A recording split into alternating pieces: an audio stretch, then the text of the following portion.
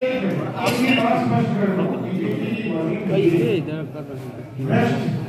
के लिए जो भ्रष्टाचार में संलिप्त है, चाहे कहीं की बात आती है, जिस बात को प्रशांत किशोर जी इस बात को आपको समझाने की कोशिश कर रहे हैं कि कोई विचार के आधार पर किसी और विचार को वो फॉलो कर रहा हो और उसे रियलाइज हो जाए कि वो विचार ठीक नहीं था और जनसुराज में आकर जनसुराज के विचारों को वो आगे बढ़ाना चाहे, तो हम स्वागत करना चाहिए। इसलिए बीजेपी की वॉशिंग मशीन से इसका कोई मतलब नहीं। Thank you sir. Washing machine तो सब ठीक है, वॉशिंग मशीन इसलिए क्या सरकार में है, उस पर सीबीआई का केस किए अब फिर उसको लाकर और करके कमेटी ठीक सीबीआई से दिलवा दिया। हम लोग के पास तो सरकार वाला डिटर्मिनेंट है नहीं, हम लोग तो सरकार में नहीं है, हम लोग किसी को कुछ दे नहीं सकते हैं, सिर्फ उसको रास्ता बता सकते हैं कि ये रास्ता अच्छा है और जो आदमी रास्ता पकड़ना चाहता है उसका स्वागत। प्रिंसिपलों की जो नियुक्ति है डिग्री कॉलेजों में वो ड्रॉ के माध्यम से की जा रही है। गलत है, लेकिन इस पर गवर्नर साहब का बयान आया है, आपने सुना होगा। गवर्नर साहब ने प्रेस में कहा कि इतना ज्यादा प्रेशर है, इतना ज्यादा इसमें भ्रष्टाचार है, इससे बचने के लिए मैंने ड्रॉ वाला सिस्टम बनाया है। एक तरह से इस राज्य का सबसे बड़ा संवैधानिक पद पर बैठा हुआ व्यक्ति ये स्वीकार कर रहा है कैमरे पर कि यहाँ इतना भ्रष्टाचार है कि कोई निर्णय लेना संभव ही नहीं है। लॉटरी के आधार पर इसलिए निर्णय लिया गया है, बिल्कुल गलत है। पटना साइंस कॉलेज जैसे बड़े कॉलेज में कोई होम साइंस पढ़ाने वाले टीचर या प्रोफेसर को प्रिंसिपल बना देना ये 150 साल में पहली बार हुआ है। ये बिहार की शिक्षा के लिए बहुत घातक है।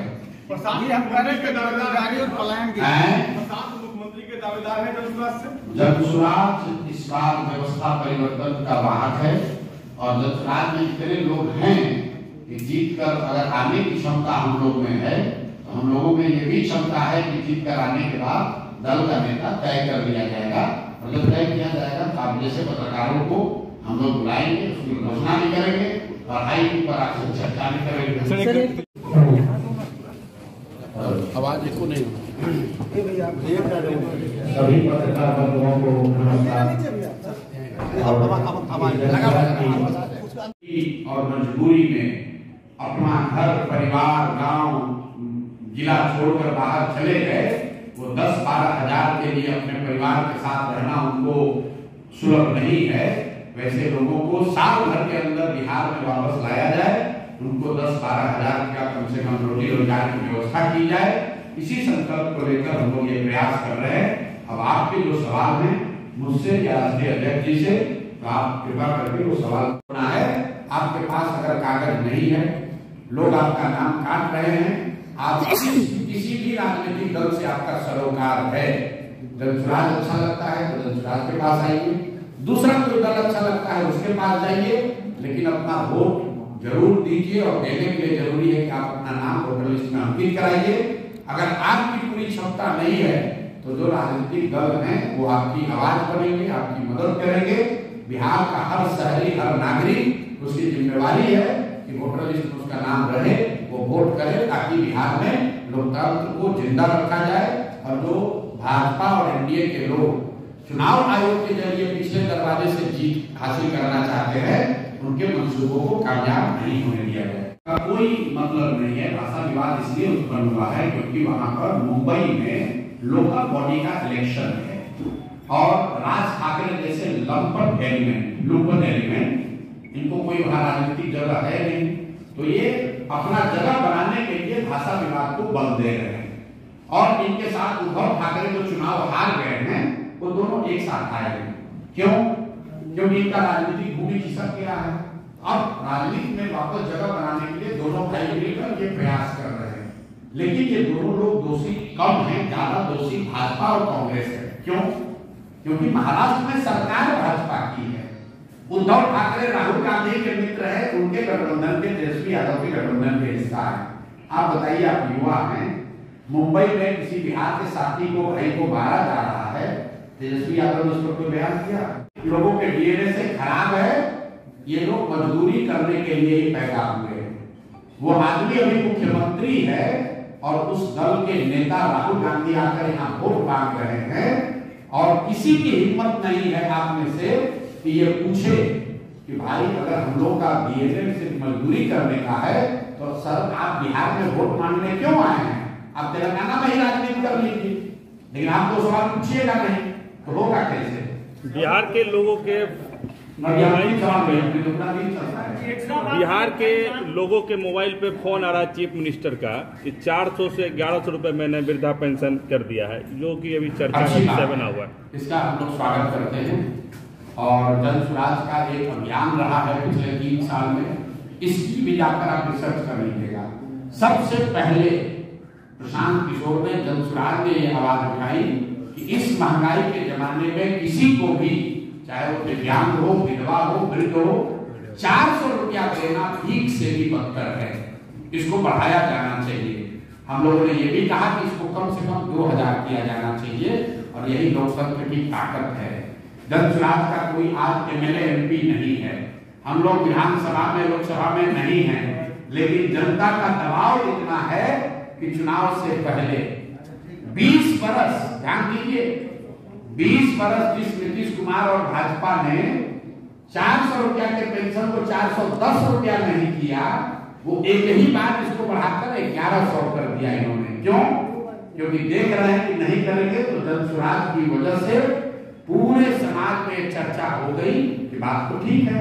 आपका यहाँ पर समय निकाल कर आने के लिए ये सुबह सुबह बरसात में आप से बात कर रहे हैं। हमारे संघ, हम लोग के राष्ट्रीय अध्यक्ष और आप लोग के पुराने पूर्णिया के सांसद नेता भाई उदय सिंह जी हैं, तो हम लोग यहाँ पर भी सीमांचल के दौरे पर हैं। जैसा कि आपको पता है, बिहार बदलाव यात्रा के क्रम में हम लोग पूरे बिहार में जो पिछले 2-2.5 बरस हम लोग पैदल चलकर गांव-गांव जाकर जन स्वराज की जो एक व्यवस्था, इसकी परिकल्पना, इस विचार से लोगों को अवगत कराया गया, जिसके जरिए 1 करोड़ से ज्यादा लोग एक साथ आकर 2 अक्टूबर 2024 को उन्होंने दल बनाया। 2 अक्टूबर के बाद से करीब 6 महीने तक, 6-7 महीने तक हम लोग का पूरा फोकस जन स्वराज के राजनीतिक संगठन और उसके ढांचे को मजबूत करने में लगा रहा है। अभी मैं आपको विश्वास के साथ कह सकता हूं कि 2.5-3 साल के इस प्रयास के बाद आज जन स्वराज बिहार में सबसे बड़ा राजनीतिक संगठन है। यहाँ पर भाजपा जो अपने आप को बड़ा दल बताती है, उनका अपना आधिकारिक दावा है कि करीब 70 लाख लोग भाजपा के प्राथमिक सदस्य हैं। जन स्वराज में अभी करीब 1.25 करोड़ लोग जन स्वराज में उसके प्राथमिक संस्थापक सदस्य हैं या प्राथमिक सदस्य हैं, और हर महीने लाख लोग बजापा पैसा देकर जन स्वराज का की सदस्यता ले रहे हैं। अब जून महीने से हम लोगों ने जो इसका राजनीतिक कैंपेन है वो शुरू किया है, बिहार बदलाव यात्रा के नाम से, जिसका लक्ष्य ये है कि बिहार की जनता को जाकर ये बात बताई जाए कि आज से 50 साल पहले जिस जयप्रकाश नारायण की क्रांति ने, आंदोलन ने सबसे पहले ये नारा बुलंद किया कि सत्ता परिवर्तन नहीं, बिहार में, देश में व्यवस्था परिवर्तन होना चाहिए। जिस संपूर्ण क्रांति की बात जयप्रकाश नारायण जी ने कही, उसका परिणाम रहा कि देश के कई हिस्सों में सत्ता का परिवर्तन भी हुआ और व्यवस्था का भी परिवर्तन हुआ। लेकिन दुर्भाग्य से बिहार में सत्ता का परिवर्तन तो हुआ, लेकिन व्यवस्था में कोई परिवर्तन नहीं हुआ। ये मैं क्यों कह रहा हूं? वो इसलिए कि जब ये आंदोलन जयप्रकाश जी का हुआ, आप आंकड़ों को देखेंगे तो 1975-77 के जमाने में भी देश का सबसे गरीब और पिछड़ा राज्य बिहार था। 1990 में जब लालू जी मुख्यमंत्री बने तो भी देश का सबसे गरीब और पिछड़ा राज्य बिहार ही था। 2005 में जब नीतीश जी मुख्यमंत्री बने तो भी देश का सबसे गरीब और पिछड़ा राज्य बिहार था। और दुर्भाग्य देखिए कि आज 20 बरस नीतीश जी के मुख्यमंत्री रहने के बाद भी देश का सबसे गरीब, पिछड़ा, अशिक्षित, पलायन वाला राज्य बिहार ही है। और यहाँ पर पिछले 20 वर्ष में 18-17 वर्ष भाजपा और एनडीए की सरकार रही, भाजपा नीतीश जी सरकार में रहे। क्यों इसका महत्व, इसको आप जरा समझिए। आपने प्रधानमंत्री मोदी जी का भाषण सुना होगा, वक्तव्य सुना होगा। 2002 में जब वो गुजरात के मुख्यमंत्री बने तो गुजरात भूकंप की चादर, ये उनके शब्द है, भूकंप की चादर ओढ़ के सोया हुआ था, बहुत परेशानी थी। जब मुख्यमंत्री बने तो मोदी जी के शब्दों में लोगों ने उनको कहा कि मोदी जी कुछ हो चाहे नहीं, कम से कम इतनी व्यवस्था कीजिए कि रात में शाम में जब लोग पढ़ाई करें खाना खाएं तो बिजली घर में आए। फिर मोदी जी के इस शब्दों में 10 वर्ष में 12 वर्ष में गुजरात में इतनी तरक्की हुई कि पूरे देश में भाजपा और मोदी जी ये कह रहे हैं कि गुजरात मॉडल जैसा विकास होना चाहिए।